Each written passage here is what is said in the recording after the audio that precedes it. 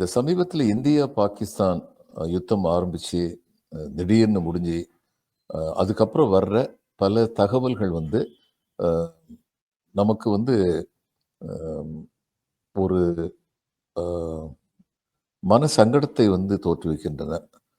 ஓரளவு அச்சத்தையும் தோற்றுவிக்கிறதா இருக்கு. நம்ம ஒவ்வொன்றா போவோம்.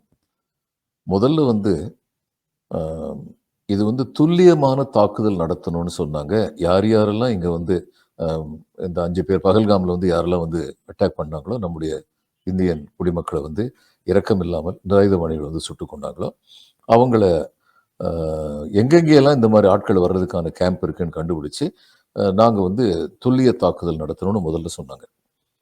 துல்லிய தாக்குதல்ங்கிறது எப்பயுமே எப்படி நடக்கும்? அவங்களுக்கு எந்த இன்ஃபர்மேஷன் இல்லாமல் திடீர்னு போய் நடத்துறது துல்லிய தாக்குதல். சர்ப்ரைஸ் அட்டாக், அதுதான் துல்லிய தாக்குதல்.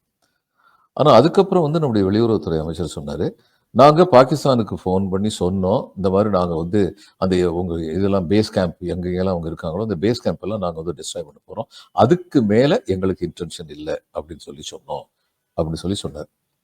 இப்போ என்ன கான்ட்ரடிக்ஷன் இருக்குன்னா, அப்படி இவர் சொல்லியிருந்தாருன்னா அதுக்கு பேர் துல்லிய தாக்குதல் இல்லை.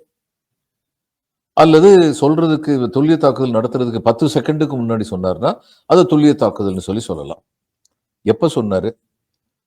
நமக்கு எந்த விதமான தகவல் இல்லை. அப்போ இது துல்லிய தாக்குதலா இல்லையாங்கிறது பற்றியே நமக்கு வந்து ஐயம் வரும். ஒன்று.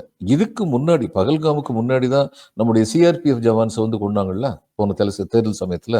அந்நேரமே நமக்கு வந்து இந்த பேஸ் கேம்ப் இங்கே தான் இருக்குன்னு தெரியலையா? அந்நேரம் ஏன் இந்த அட்டாக் நம்ம நடத்தலை அப்படிங்கிற கேள்வி அடுத்து வந்து வருது. இதெல்லாம் ஒரு பக்கம். இப்போ துல்லிய தாக்குதல் மட்டும்தான் பண்ண போறோம்னு சொன்னதுக்கு அப்புறமும் இது ஏன் பெரிய யுத்தமா 2 நாடுகளுக்கு இடையில வந்தது? ஏன்னா பாகிஸ்தான்கிட்ட வந்து சொல்லியாச்சு துல்லிய தாக்குதல் தான் நடக்க போறோம். அந்த துல்லிய தாக்குதலை ரொம்ப திறமையா நடத்தி முடிச்சிருக்கோம். அப்போ பாகிஸ்தானுக்கு தெரியும் India is well prepared for a war அப்படின்னு தெரியும். அப்போ அவங்க எதுக்கு முழு யுத்தத்துக்கு வர போறாங்க? நம்ம எதுக்கு முழு யுத்தத்துக்கு போனோம்? இது வந்து அடுத்த கேள்வி.